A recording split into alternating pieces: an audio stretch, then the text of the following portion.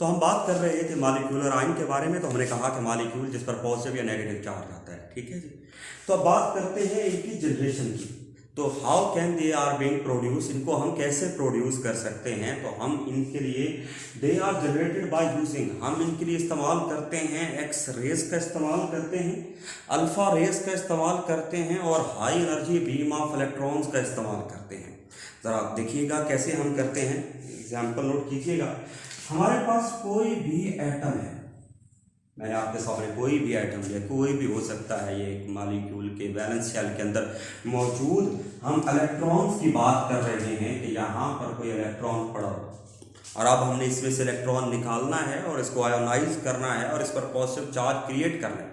For a moment note कीजिएगा कि अगर हम इसके ऊपर high energy beam of electron को फेंकते हैं, एक तेज भागता हुआ इलेक्ट्रॉन अगर आकर इससे टकराता है और एक फास्ट मूविंग इलेक्ट्रॉन टकराता है, और अगर हम high moving electron, high energetic electron की बम्बार्डमेंट करवाते हैं तो क्या होगा। अब यहाँ पर वो जो इलेक्ट्रॉन जिसकी स्पीड जो कि हाई एनर्जेटिक है, जब वो इससे आकर टकराएगा तो इससे टकराने के बाद इसको नॉक आउट कर देगा। तो यहां पर याद रखिएगा कि उसको क्या करेगा, इसको नॉक आउट कर देगा। ये इलेक्ट्रॉन यहां से निकल जाएगा और ये नॉक आउट हो जाएगा, बाहर निकल जाएगा। और जहां से इलेक्ट्रॉन निकलता है, हम पढ़ कर आए हैं, जहां से इलेक्ट्रॉन निकलता है वहां पर क्या आ जाता है, पॉजिटिव चार्ज क्रिएट हो जाएगा। तो इस चीज के ऊपर कौन सा चार्ज आ जाएगा, पॉजिटिव चार्ज आ जाएगा। तो यहाँ पर आपने देखा कि हमने कैसे इसको इलेक्ट्रॉन्स को नॉकआउट किया है। जब हमने एक मॉलिक्यूल पर अगर फास्ट मूविंग इलेक्ट्रॉन्स की बम्बार्डमेंट करवाई है तो वो फास्ट मूविंग इलेक्ट्रॉन आकर पहले से मौजूद इलेक्ट्रॉन को नॉकआउट कर देगा, और नॉकआउट करने के बाद जैसे ही वो इलेक्ट्रॉन निकल जाएगा तो उस पर पॉजिटिव चार्ज क्रिएट हो जाएगा, और पॉजिटिव चार्ज होने के बाद वो मॉलिक्यूलर कैटायन बन जाएगा। क्वेश्चन मार्क यहाँ पर ये आता है कि what are the uses of molecular ion. तो यूजेस क्या है मॉलिक्यूलर आयन के, मॉलिक्यूलर आयन के यूजेस क्या है। अल्लाह ताला ने हमारे लिए नेचुरल प्रोडक्ट को बना रखा है, हमने अगर उनको स्टडी करना है, उनकी स्ट्रक्चर के बारे में इंफॉर्मेशन चाहिए तो हम कहाँ से हासिल करेंगे। हम नेचुरल जो कंपोनेंट हैं, प्रोडक्ट्स हैं, उनके मॉलिक्यूल्स को मॉलिक्यूलर आयंस के अंदर कन्वर्ट करके उनको ब्रेक डाउन करके उनके स्ट्रक्चर के बारे में इंफॉर्मेशन हासिल कर सकते हैं। तो जरा नोट कीजिएगा, break down of molecular ions of natural products give information about their structure.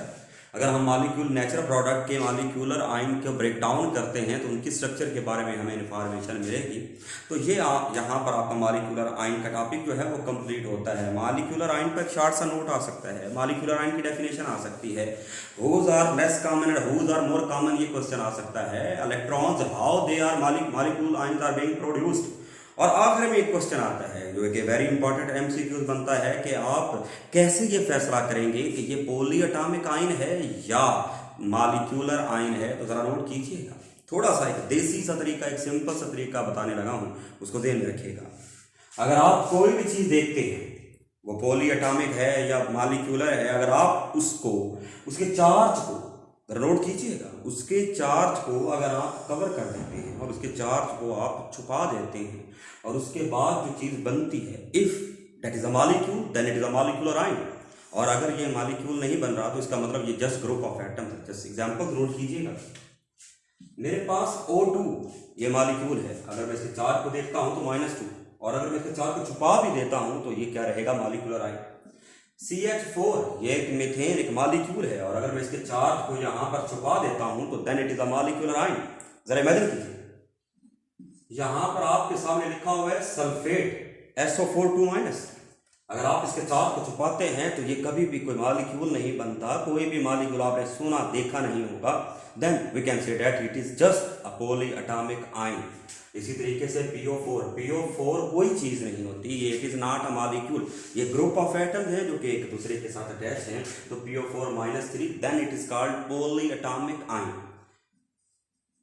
NH4 ammonium को मॉलिक्यूल नहीं है, ये हमारे पास +1 में अमोनियम जो है वो पॉली एटॉमिक आयन की एग्जांपल है। तो यहाँ पर आपने इनको ध्यान रखना है।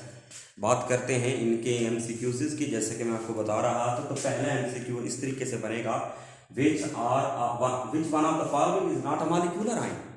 बताएं कि इनमें से कौन सी वो चीज है जो कि मॉलिक्यूलर आयन नहीं है। तो अब आपका जवाब क्या होगा, इनमें से ऑप्शन देखिएगा, helium plus it is a molecular ion, O2 it is a molecular ion, CO carbon monoxide +1, it is also molecular, but SO4 -2 is not a molecular, it is just a polyatomic ion.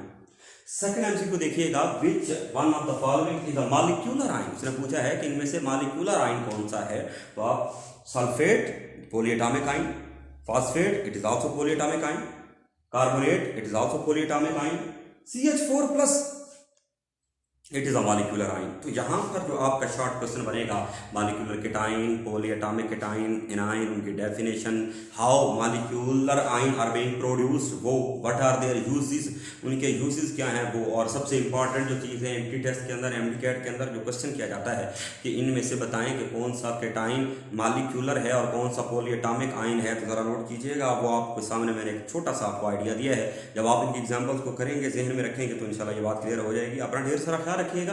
अल्लाह हाफ़िज़।